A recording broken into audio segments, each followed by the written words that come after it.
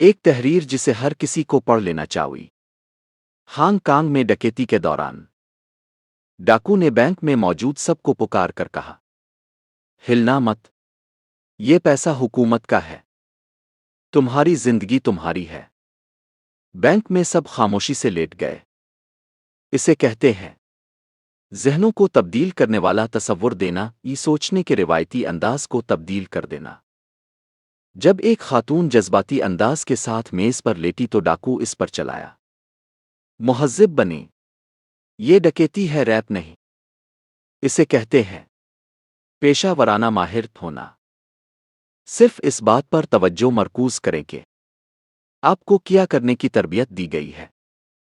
جب ڈاکو بینک سے واپس گھر آئے تو چھوٹے ڈاکو، جس کی تعلیم MBA تھی، نے بڑے ڈاکو، جس کی تعلیم پرائمری تھی، سے کہا، بڑے بھائی آئیے گنتے ہیں کہ ہمیں نے کتنا پیسہ اٹھایا ہے۔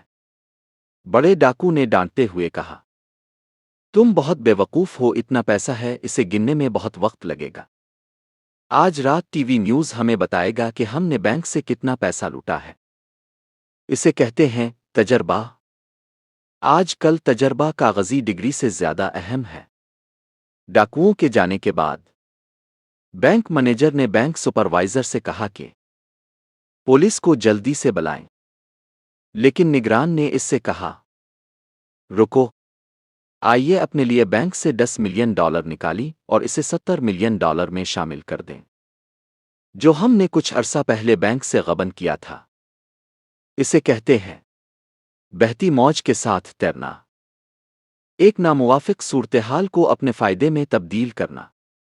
سپروائزر کہتا ہے یہ اچھا ہوگا اگر ہر مہینے چوریاں ہوتی رہیں۔ اسے کہتے ہیں ذاتی خوشی کی اہمیت۔ ذاتی خوشی اب کی نوکری سے زیادہ اہم ہے۔ اگلے دن ٹی وی نیوز نے اطلاع دی کہ بینک سے $100 ملین چرا لیے گئے ہیں۔ ڈاکوؤں نے یہ سن کر پیسہ گننا شروع کیا اور بار بار گنتی کی اور کئی بار کی، لیکن ان کے پاس صرف $20 ملین ہی تھے۔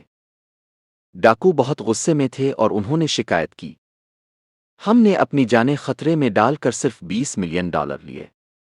بینک مینیجر نے اپنی انگلیوں کی چٹکی سے $80 ملین لے لیے۔ ایسا لگتا ہے کہ چور بننے سے بہتر تعلیم یافتہ ہونا ہے۔ اسے کہتے ہیں علم کی قیمت سونے کے برابر ہے۔